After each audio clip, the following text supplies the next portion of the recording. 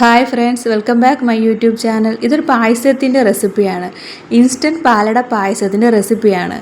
Eastern കമ്പനിയുടെ instant പാലട പായസത്തിൻ്റെ റെസിപ്പിയാണ്.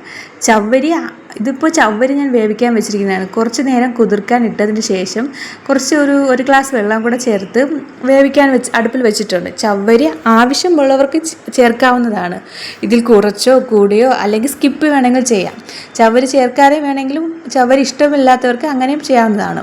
ഇതാണ് ഇൻസ്റ്റൻറ്റ് പാലട പായസം. ഇതിൽ തന്നെ ഇങ്ങനെ ചെയ്യണം എന്ന് നന്നായിട്ട് കൊടുത്തിട്ടുണ്ട്. ജസ്റ്റ് മിൽക്കും ഈ മിക്സും ചെയ്ത് 30 മിനിറ്റ് കുക്ക് ചെയ്തെടുത്താൽ മാത്രം മതിയെന്ന് ഇതിൽ കൊടുത്തിട്ടുണ്ട്. അതുപോലെ തന്നെ ഇപ്പോൾ പായസം ഉണ്ടാക്കാൻ അറിയാത്ത ആൾക്കാരായിട്ട് ആരും കാണില്ല. ഇപ്പോൾ യൂട്യൂബിൽ ജസ്റ്റ് ഒന്ന് അടിച്ച് നോക്കിയാൽ മതി, എല്ലാ പായസത്തിൻ്റെ റെസിപ്പിയും കിട്ടാവുന്നതാണ്. അഥവാ അങ്ങനെ പോലും നോക്കേണ്ട ആവശ്യമില്ല. ഇതുപോലത്തെ മിക്സ് വാങ്ങിച്ച് അതിൽ കൊടുത്തിരിക്കുന്നത് പോലെ നോക്കി ചെയ്താൽ മാത്രം മതി.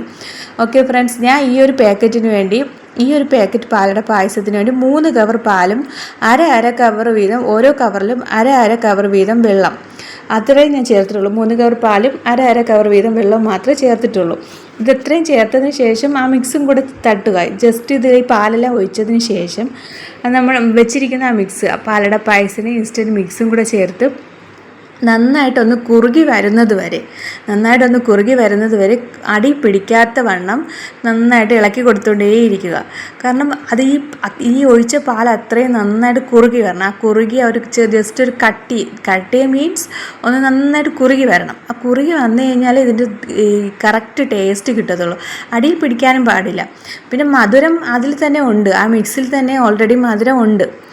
അതല്ല ഇനിയും മധുരം വേണം എന്നുള്ള ആൾക്കാരാണെങ്കിൽ തീർച്ചയായിട്ടും നിങ്ങൾക്ക് മധുരം ചേർക്കാവുന്നതാണ്. ഞങ്ങളുടെ വീട്ടിലൊക്കെ മുതിർന്ന ആൾക്കാരൊക്കെ ഈ പായസത്തിനൊക്കെ നല്ല മധുരം വേണം. നല്ല മധുരം എന്ന് വെച്ചാൽ അവർക്കിപ്പോൾ പായസം കുടിക്കാൻ കൊടുത്താൽ തന്നെ അവർ കുടിച്ചിട്ട് പറയുന്നത്, ഞങ്ങളുടെ വീട്ടിലെ ഉദാഹരണം എൻ്റെ വീട്ടിലെ കാര്യമാണ് ഞാൻ പറയുന്നത്. എൻ്റെ വീട്ടിൽ തന്നെ ആൾക്കാർ കുടിക്കാൻ കൊടുത്തിട്ട് അവർ കുടിച്ചിട്ട് പറയും, പായസത്തിന് മധുരം കുറവാണല്ലോ എന്ന് പറയും.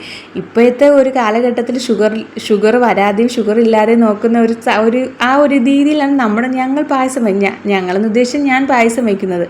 കാരണം എന്താണെന്ന് വെച്ചാൽ അതാകുമ്പോൾ മധുരം ഇല്ലാത്തവർക്കും മധുരം കുറഞ്ഞവർക്കും മധുരം കൂടിയവർക്കും എല്ലാവർക്കും കുടിക്കാൻ പാകത്തിനുള്ള ഒരു മധുരത്തിലായിരിക്കും പായസം വയ്ക്കുന്നത്. പക്ഷേ ഈ കുടിക്കുന്നവർക്ക് എന്താ മുന്നത്തെ ആൾക്കാരെന്ന് അവർക്കെന്ന് വെച്ചാൽ കറക്റ്റ് ഈ പായസത്തിൻ്റെ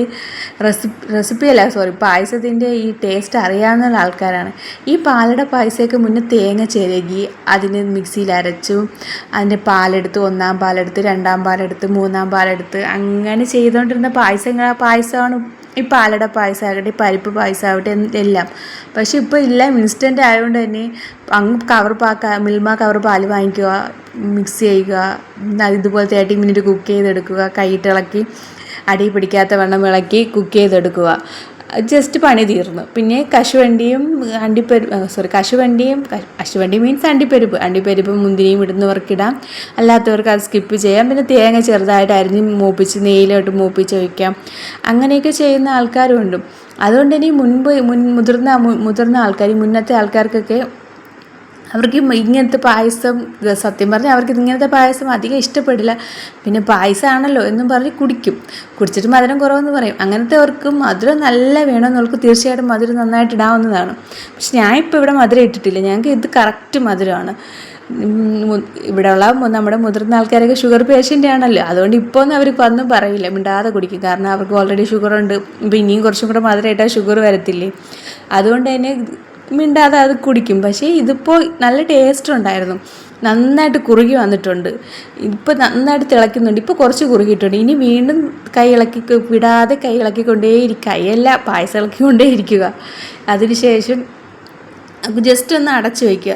പിന്നെ എനിക്കിവിടെ കശുവണ്ടിയും മുന്തിരിയും ഒന്നും ഇല്ലായിരുന്നു, വീട്ടിലില്ലായതുകൊണ്ട് ജസ്റ്റ് ഞാൻ നെയ്യ് മാത്രമേ ഒഴിച്ചിട്ടുള്ളൂ. നിങ്ങൾക്ക് അതിനനുസരിച്ച് ഇടാവുന്നതാണ്.